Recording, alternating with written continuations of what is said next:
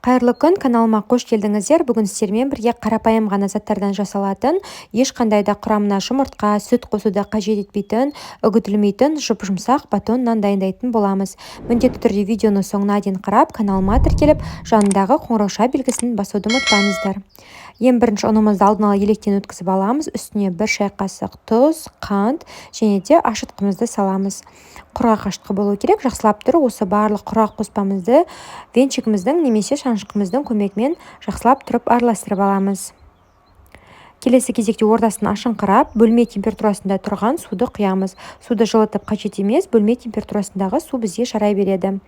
Осылайша міне аздап араластырып аламыз ортаңғы жақ бөлігін. Одан кейін үстіне күнбағыс май, яғни сұйық майымызды құямыз. Қайтадан венчигімізбен араластырамыз. Венчигпен араласуға келгенге дейін араластырамыз. Одан кейін қоюлана бастағаннан кейін венчигімізді алып, қамырымызды қолымыздың көмегімен илейміз. Бізде қамырымыз құрғақ та емес, өте қатты жабыспақ та емес, орташа қолымызға сәл кішкене ғана жабысыңқырайтындай ғана қамыр дайын болуы керек. Міне біздің қамырымыз дайын болды. Қазір бетін жауып, жылы жерге орап, кем дегенде 1 сағатқа қойып қоямыз. Бізде міне 1 сағат уақытымыз өтті. Қамырымыздың көтерілгендігін байқауға болады. Енді қазір қамырымызды осы ыдысымыздан алып шығамыз және де үстелімізге сәл құрғағын себеміз. Өте қатты көп құрғаған себу қажет емес және де бізге оқтау мүлдем қажет емес. Қолымызбен осылайша міне қамырымызды жайып шығамыз. Одан кейін шетінен бастап міне осылайша орап шығасыздар. Толықтай орап аласыз. Сосын қайтадан үстінен басамыз. Дәл видеодағыдай жасайсыздар. Енді екі жақ шетін осылайша міне жинап аламыз. Астыңғы жағын және үстінен осылайша басып шығасыздар.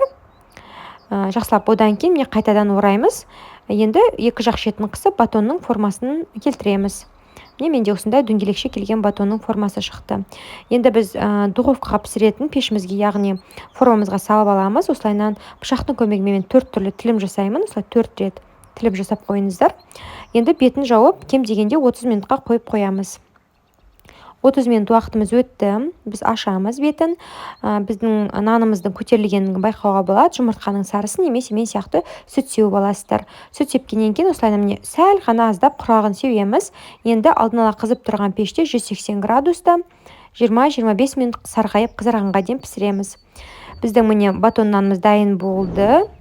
Жұп-жұмсақ болып шыққан. Егер де видеом сіздерге ұнап жатса, каналыма тіркеліп, жанында қоңырауша белгісін басуды ұмытпаңыздар. Сол кезде каналыма шыққан рецепті ең алғаш болып көретін боласыздар. Міне біздің батон нанды кестім. Жұп-жұмсақ және де өте дәмді болып шығады. Ешқандай да үгітілмейді. Арасы барлығы толықтай піскен. Міндетті түрде дайындап көріңіздер. Келесі кездескенше.